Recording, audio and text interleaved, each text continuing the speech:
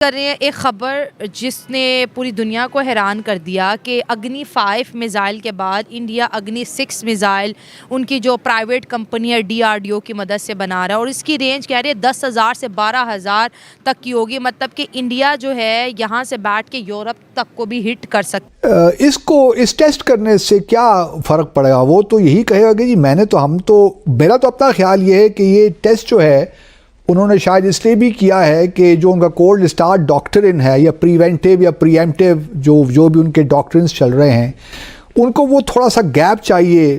पाकिस्तान कागज़ है, उसके अलावा सिगरेट है, कॉस्मेटिक्स है, पान के पत्ते हैं, लातादाद चीज़ें हैं। ये बंद करने का क्या फ़ायदा है? ये मिसाइल मारना और ये चीज़ें करने का क्या फ़ायदा?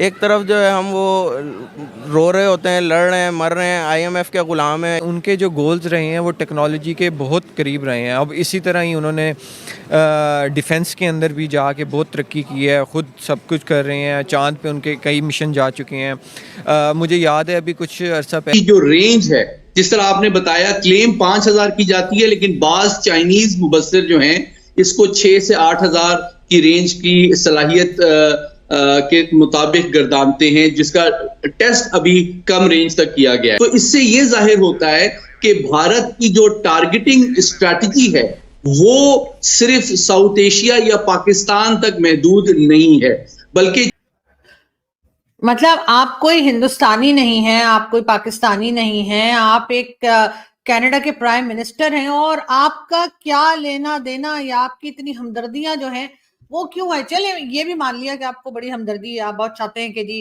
खालिस्तान बन जाए, खालिस्तान के लोग जो हैं वो आपको बड़े पसंद है, सब कुछ है, लेकिन इसके बावजूद कनाडा के प्राइम मिनिस्टर के तौर पे ये कहाँ से आपको ये बात सूट करती है कि आप जाकर जो है वो ना सिर्फ ये कि उनके फेस्टिवल में हिस्सा लें, बल्कि वहां खड़े होकर आप तकरीरें करें, वहां खड़े होकर एड्रेस करें, वहां खड़े होकर भाषण दें। चीन के अलावा ऑस्ट्रेलिया, यूरोप के बाज़ ममालिक भी इसके यानी कि इसकी जद में आ सकते हैं। इससे यह बात साबित होती है कि उसका टारगेट सिर्फ पाकिस्तान और चीन नहीं है। ये एक कि हमारा जो दुश्मन है वो एक ही है। हमें ज़रूरत नहीं है यूरोप हमारे ऊपर क्यों मिसाइल मारेगा या हमने यूरोप पे क्यों मारना है। हमारा जो डिफेंस जिसके लिए हमें स्ट्रॉन्ग होना चाहिए वो इंडिया ही है। हमें नहीं चाहिए कि हम यूरोप पे हमला करना है या अमेरिका पे हमला करना है। अमेरिका से हम तो वैसे मुकाबला कर ही नहीं सकते। तो मेरे ख्याल में हमने डिफेंस अगर स्ट्रॉन्ग करना भी है, ये लोकल प्रोडक्शन करनी भी है, तो वो सिर्फ इंडिया के लिए होना चाहिए, रेदर देन कि हम सोचें कि आज हमने पूरी दुनिया फतह करनी है। कि उनकी बिलियंस ऑफ डॉलर्स की ट्रेड है, वो उनको फेवर करें। और जाहिर है कि कनाडा में ये सब कुछ होता देखकर भारत में कोई लोग जो है, यानी भारत की गवर्नमेंट और भारत के लोग जो हैं उनको बिल्कुल अच्छा नहीं लग रहा होगा, लगना भी नहीं चाहिए। हम लोगों के साथ भी हालांकि बहुत सी चीजें ऐसी हैं बलूचिस्तान की जो हम भी कहते हैं कि बलूचिस्तान के लोगों के साथ सही नहीं हो रहा है, बहुत सी प्रॉब्लम्स है जो सॉल्व होनी चाहिए, बहुत सी ऐसी चीजें पहलू है। दूसरा पहलू जो टेक्नोलॉजिकल है, नहीं, आप ये कहना चाहते हैं कि भारत ने जो अपना डिटरेंस है या न्यूक्लियर प्रोग्राम है वो चाइना और पाकिस्तान से बियॉन्ड भी है?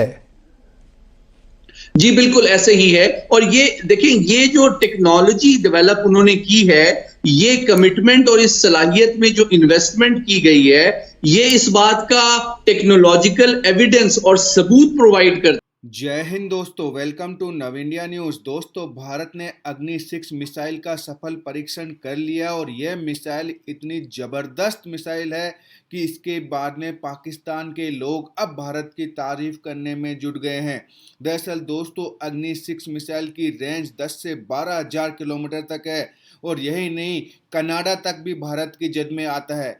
ऐसे में पाकिस्तान के लोग अब खुलकर बात कर रहे हैं कि भारत के सामने अब पाकिस्तान कुछ नहीं है। पाकिस्तान की मिसाइल जो भी है वो बाहर से आयात की गई है और भारत ने स्वयं अपने बूते पर इतनी आधुनिक मिसाइल सिस्टम बना लिए हैं। दूसरी तरफ पाकिस्तान में ही लोगों का मानना है कि कनाडा जैसा देश जो भारत को आंखें दिखा रहा है, आज भारत ने ऐसी मिसाइल बना ली है कि आने वाले समय में जरूरत पड़ने पर भारत कनाडा का मुंह भी बंद कर सकता है। अधिक जानकारी के लिए बढ़ते इस मजेदार वीडियो को लाइक करें, चैनल को सब्सक्राइब करें। वंदे मातरम, जय हिंद।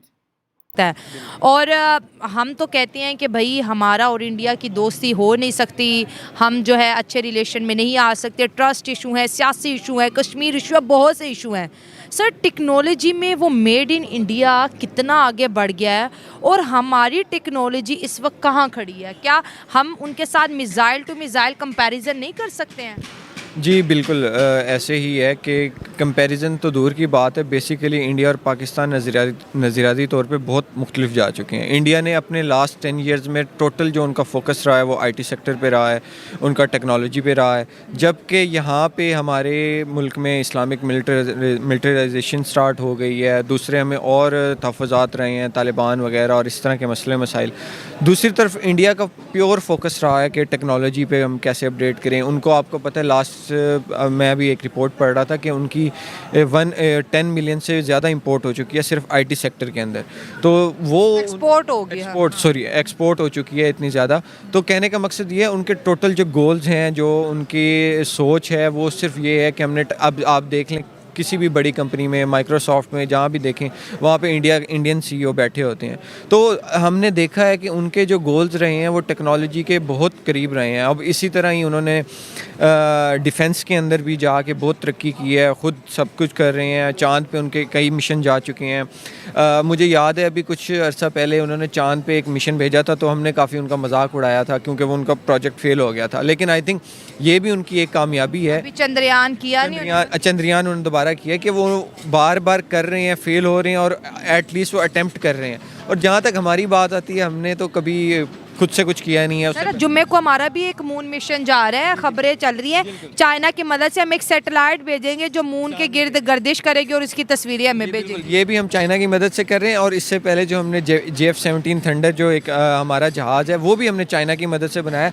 तो देखिए हमारे पैटर्न अगर आप देखें कि हमने कुछ भी खुद से नहीं किया, या चाइना की इन्वॉल्वमेंट है या हम कहीं से बाहर से मंगवा लेते हैं। चाइना बनाता है पर स्टिकर हम अपने लगा, स्टिकर बना के रिवर्स इंजीनियरिंग करके हम वो कुछ कर देते हैं। लेकिन हमारा अपना कुछ नहीं है। हमारा अपना, मेरे ख्याल में हमें चाहिए कि जिस तरह इंडिया ने अपने आप को बेहतर किया है, हमें भी अपने आप को बेहतर करना चाहिए। और अपने आप उनका जब जितना हम समझ पाए हैं, उन्हें टेक्नोलॉजी चाहिए भी इतना आगे नहीं है। वो कंट्रीज़ को कहते हैं कि यहाँ पर आके प्लांट लगाएं, हमें ये टेक्नोलॉजी दें, हमें ये चीज़ सिखाएं, और हम कहते हैं भाई हम आपको डॉलर भेजेंगे, आप बस वहाँ से शिपमेंट करा दें। जी बिल्कुल, यही इसी वजह से तो हमारी इकॉनमी कभी जाके स्टेबल नहीं हो सकी ना, क्योंकि हम हमेशा से चीज़ परचेज़ कर लेते हैं, लोकल डोमेस्टिक इंडस्ट्री को सपोर्ट ही नहीं करते। और अब देख लें इकॉनमी हमारी जो इतनी डिप्रिशिएट हो रही है, उसकी वजह यही है कि हमारी इंपोर्ट इतनी ज़्यादा और एक्सपोर्ट है ही नहीं, क्योंकि हम पसंद करते हैं, ख़ुद कुछ बनाना चाहते नहीं हैं, बाहर से चीज़ें मंगवा लेते हैं। डिफेंस का भी यही हाल है। अब ये देखें कि हमारे मुल्क में सबसे ज़्यादा जो हम डिफेंस पे खर्च करते हैं वो भी इसी वजह से करते हैं क्योंकि हम खुद कुछ बना नहीं रहे और सारा कुछ बाहर से इंपोर्ट कर रहे हैं।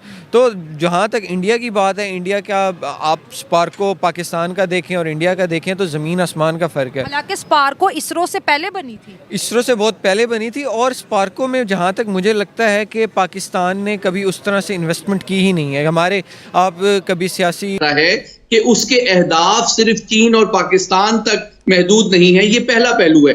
दूसरा पहलू जो ज्यादा इंपॉर्टेंट है NFU या नो फर्स्ट यूज के हवाले से, वो ये है कि जनाब अगर आप एक मुल्क की नो फर्स्ट यूज या अशोर्ड सेकंड स्ट्राइक की पॉलिसी है तो उसने ज्यादा फोकस जो करना है उन एटमी हथियारों पे करना है जिनके डिलीवरी व्हीकल जो है वो सेपरेटेड हो अपने वॉरहेड से, उनका लॉन्च टाइम, उनका अलर्ट लेवल कम हो और वो एब्जॉर्ब करके फर्स्ट स्ट्राइक को सेकंड स्ट्राइक कर सकें। लेकिन जब वो ऐसे मिसाइल बना रहा है जो कि canisterized, ready to launch, solid fuel के ऊपर मबनी है, तो इससे ये बात साबित हो जाती है, ये टेक्निकल सबूत सामने आ रहा है कि वो रेडी टू फायर जब रखना चाहता है न्यूक्लियर मिसाइल्स और न्यूक्लियर वॉरहेड के साथ मेटेड कंडीशन में 5000 से ज्यादा रेंज तक, तो इसका मतलब ये है कि वो फर्स्ट स्ट्राइक की ऑप्शन टेक्निकली एक्वायर भी कर चुका है और उसको मेंटेन और ऑपरेशनलाइज भी करना चाहता है, जो कि इस बात का सबूत है कि अब नो फर्स्ट यूज या अशोर्ड सेकंड स्ट्राइक की जो डॉक्ट्रिन का क्लेम था, अब वो किस्सा पारीना बन चुका है।